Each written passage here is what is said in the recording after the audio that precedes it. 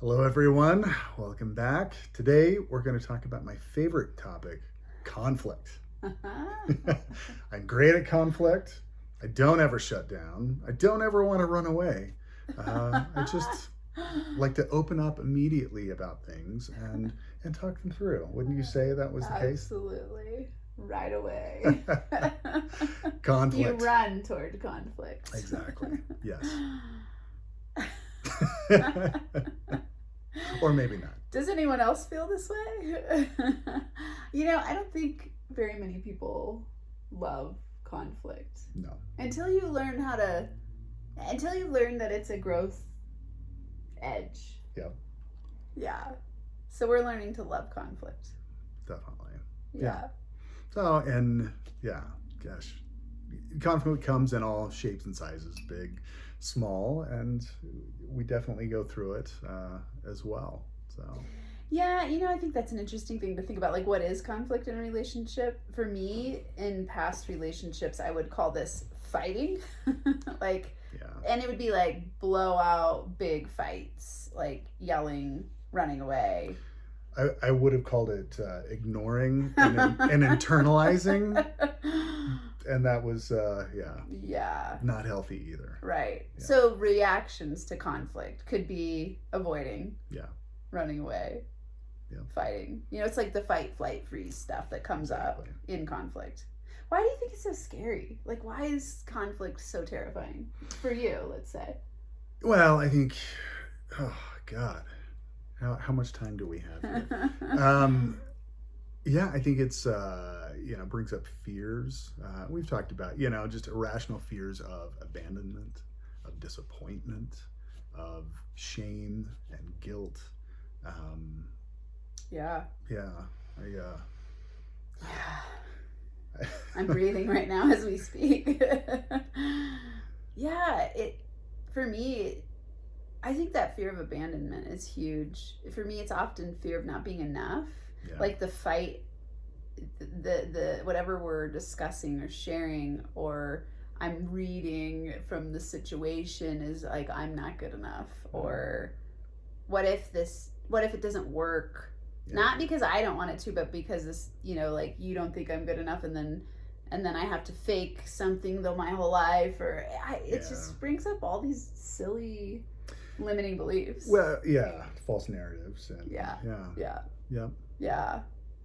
Yeah. So here's the thing, everyone. We wanted to bring this to you because this last week we had a lot of conflict come up, and something that we've both expressed to each other is that we are able to move through conflict very differently than in other relationships we've ever had. Yeah.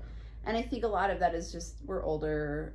We really, really are invested in our relationship. And I'll speak for myself. I have way better tools now than I used to. Oh, yeah. Like when I was 20 and I got married at 20, the first round, man, I mean, we would fight a lot, and I would just, at first I would freeze. I went through all the stages. Like I would sometimes freeze and disassociate. Sometimes I would just completely try to avoid it by running away. I would sometimes fight back. I had all the reactions. Yeah, the fleeing, freezing, internalizing. Yeah. Fleeing, ignoring. Yeah. Oh, that's another. Yeah, he's like the master of. I'm really good at reading people, and sometimes I'm like, oh, you're upset. Like he's so good at just like lock down stoicism almost, but it doesn't feel totally that way. It's like you're there and you seem okay. My tells. This is like every poker player has their tells, so she can see the little twinge in my eye. I'm starting to, but this is interesting. It's like, for me, I think because when usually in my history, it'd be when we would be fighting, I would be fighting with someone, they would usually come at me. Yeah. And so it was like very obvious they were upset, and then it would cause me to want to run away. Yeah.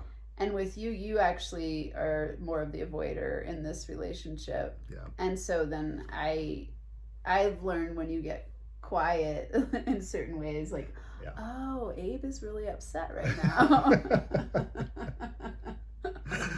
How dare you? I never get upset. Yeah. And you really, the thing is you don't. Like, you Yeah. don't outwardly get upset. Yeah. Like, you never yell at me or, Yeah. like, you're not volatile and outwardly angry. Yeah. And so it's new for me to sit with that. For me, I've learned tools to just sit and breathe and not run away. You know, definitely my history, I'd say the most common pattern would be to run away. Yeah. You know, it'd be like, I'm upset, I'm out of here, and I'm not going to tell you when I'm coming back because you don't deserve that. Yeah. And I don't, with Abe, I don't do that. You know, I go like, if I need space, which is important to do when you're in the middle of conflict, because you go into monkey brain and you and you don't say things limbic, that are necessarily responsible. So it's like, for me, I need space to process and breathe, and so I'll tell him, I'm going to the coffee shop, I'll be back at this time, or I'll check in, so that he doesn't get triggered in his fears, and so that I can take space to process and come back with something that's mature. Something constructive to say. Exactly. Well, I guess, so there's the good. So we've kind of described how we used to react, and maybe how, when that limbic brain fires up, how we do. So what makes our style work? How do we deal with conflict well? Like, what are the things that I do that you appreciate? God, so much. Whenever we are having conflict. I would say, I mean, for me, it works really well that you don't attack. And when I say attack, it's like push me. Like, if I say I need space, you give it to me. Yeah. You don't like come after me and try to force me to talk to make you feel comfortable. Yeah. You know, it's like that sometimes is hard. Oh my God. I know. Yeah. And it's a lesson that I've had to learn too, you know. And like, when I'm trying to soothe, you know what, and I mean, we've talked about it, you know, is that for you? Yeah. Is that for me? A lot of times it can be for me, you know. She's upset, which upsets me, so I have to soothe myself. It's very selfish and ridiculous. So he'll like reach out and put his hand on my leg, and I'm like, I don't want to be touched right now. And it's really for him because it's not for me. Yeah. So you've gotten a lot better at that piece of knowing, like, incredible learning experience. Like holding space for yourself. Yeah. That's powerful. You know, it's when you're in conflict with someone, I mean, I think it's really important to breathe, slow down, take a little bit of a couple of moments of break to ground yourself. Yep. You know, so for me, it's like sometimes just going to the kitchen to get a glass of water and being like, just breathe, just breathe. Breathing has saved me from, it's created the ability for me to be in a connected relationship with you, because when I get upset, I can just breathe, meditate, take like 5 or 10 minutes sometimes, and I can really shift quickly. Yeah. So those are huge tools. Yeah.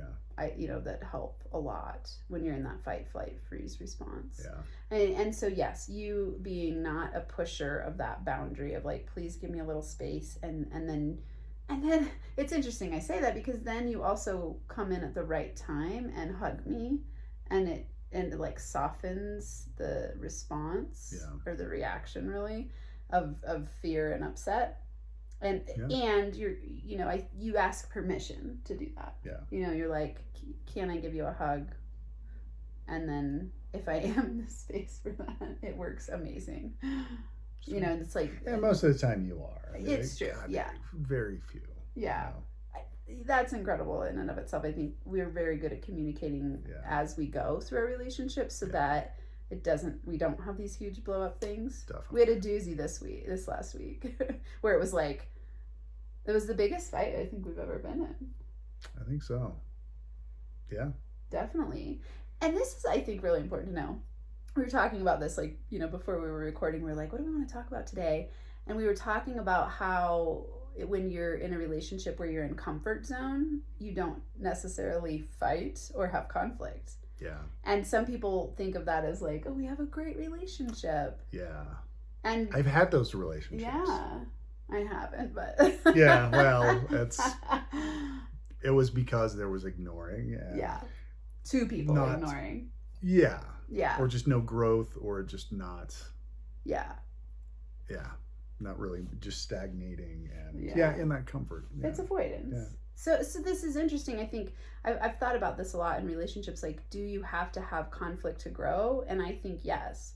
To me, it's just like personal growth. You can't grow without struggle and challenge and overcoming those things. So in a relationship, like I learn so much about Abe when we have fights and when we have conflict. Yeah. And I promised myself after my last relationship that I would never avoid a hard conversation. Yeah. So it was like, if I feel upset, he's gonna know about it. Really? No, For strange. sure. Yes. Very easy to tell, which Yes. is great, which is also one of the things that I appreciate. You know, a lot of things like you help me coming out of my shell in that way and make it okay to sit. We talk about sitting in discomfort a lot, which is really important, which I can get back to, but I have to say this quote. So I have a collaboration with someone, his name's Dr. J, and he said a quote the other day. I was like, God, that is powerful. He said, what you don't confront, you validate. Yeah. And to me, that's it right there. Like, Yep. if you're not willing to lean into confronting something because you're afraid of the conflict, you're not going to grow in your relationship. And so Abe and I are very dedicated to sharing what's upsetting us when we notice that it's upsetting us. Sometimes it takes time because, you know, we have all these unconscious blocks and fears around it. Mm-hmm. And I think I'm getting a lot better at that over the last years. And, you know, I think us being together, you're starting to lean into that too. Oh yeah. No, definitely. Well, and that's like you holding that neutral space, I think is good. I'm not good, it's great. And it's very helpful when we're just talking through things. When you say neutral, like what do you mean by that? Non-judgmental. Mm-hmm. You know, the everything's neutral. Mm-hmm. The DiMartini. Like the everything that happens is neutral, and your perception of fear, resentment, abandonment, all those things is just your perception that makes it charged. Yeah. And so, you know, seeing all sides. Yeah. You know, so when we get into conflict, I look at how am I creating this? What's my contribution? Like everything's co-created in a relationship. So I'll look at his side, you know, like how's he feeling? What's going on for him? What stories am I making up? Where is this a trigger from my past? Is this us? Is this me? Is this him? You know, so slowing it down and asking a lot of questions so that I can neutralize it and have it not be so like high charge, freak out. Well, and being able to, be open and come at it from, you know, as rational a place as it possibly can. Yeah. It just gives everything space. And I think, you know, going back to the discomfort, you know, just mutually agreeing that it is okay to be in discomfort, that it is okay not to be comfortable. Freaking hard. Like we don't, I know, like sometimes it's not going to be resolved, and that's okay. You know, at least right away in the moment. Yeah. That is one thing I will say that is really powerful is actually coming to resolution. Mm-hmm. We might not do it immediately, but like never more than 24 hours do we go without really powerful resolution. And I think that sets us up for the next time that things come up to trust that it's going to be okay. Yeah. You know, like for me, it's new to I haven't had the thought with you yet of like, I'm out of here. That's the flight part, right? Like I used to go straight to like, this relationship's never going to work and I'm out of here. Yeah. And with you, like, because of our relationship agreements and our, you know, the foundation of love that we've created, I don't go there. Yeah. You know, he goes there in terms of afraid I'm going to leave because that's part of his history. Well, that's fears. Yeah. Just the own fear. Yeah. Fear, I don't know, set that I have around the abandonment. Mm-hmm. Yeah. So but working through that. Yeah. And for me, it's like staying in a relationship where I'm not enough is my fear. Yeah. So we perfectly play off those fears sometimes unconsciously. Yeah. To bring them all up, to clear them out so we can grow deeper love. Exactly. Which is really a gift. Absolutely. God, it's such a gift. So yes, we want to know if you're getting something out of this. We talked before starting, like, you know, are we teaching? Are we sharing? Are we doing all the things? Yeah. Is this a vlog? A glimpse into our life. Yeah. Just something that happened to us the other day. Yeah, and I think like people don't talk about this stuff very openly sometimes. Yeah. And I think that it's really powerful. It, you know, obviously my channel's NFA Money. People don't like to talk about money, and they don't like to talk about sex, and they don't like to talk about relationships. It's scary stuff. Yeah. It brings up a lot of shame and fear and doubt and conflict and all the stuff. So, Absolutely. you know, we want to be here for you to share what we're experiencing and provide any help that we can. Yeah. So Yes, that's we why do. we're here. And if you're liking what you're watching, there is a playlist called NFA Love, and you'll see it pop up. Click on it, and it'll take you to the rest of our videos, and we'll keep coming back. So just leave us a comment and let us know what you got out of it, what you're learning, if you enjoyed it. That way we can keep making more awesome videos for you. Definitely. All right, we'll see you again next time. Yes, we will. Bye, everyone. Bye.